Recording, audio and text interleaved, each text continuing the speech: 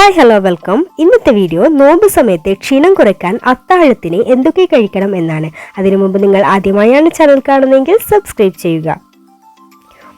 മുട്ടയിൽ പ്രോട്ടീനും ഹെൽത്തി ഫാറ്റ്സും ധാരാളമുണ്ട്. ഇത് മന്ദഗതിയിൽ ദഹിക്കുന്നതിനാൽ ഏറെ നേരം വിശപ്പില്ലാതെ ഇരിക്കാൻ സഹായിക്കും. നോമ്പ് സമയത്ത് ക്ഷീണം കുറയ്ക്കാനും ശരീരശക്തി നിലനിർത്താനും സഹായിക്കും. ഓട്സ്, ബ്രൗൺ റൈസ് പോലുള്ള മുഴുവൻ ധാന്യങ്ങളിൽ കോംപ്ലക്സ് കാർബോഹൈഡ്രേറ്റുകൾ കൂടുതലാണ്.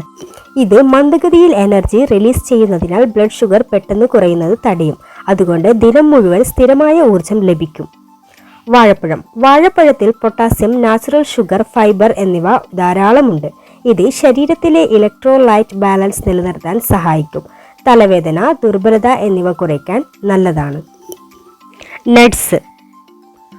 നട്ട്സിൽ ഹെൽത്തി ഫാറ്റ്സും പ്രോട്ടീനും ഫൈബറും അടങ്ങിയിട്ടുണ്ട്. ഇത് ദഹിക്കാൻ സമയം എടുക്കുന്നതിനാൽ ഏറെ നേരം തൃപ്തി നൽകും. നോമ്പ് സമയത്ത് ക്ഷീണം വരാതിരിക്കാനും ശരീരശക്തി നിലനിർത്താനും സഹായിക്കും.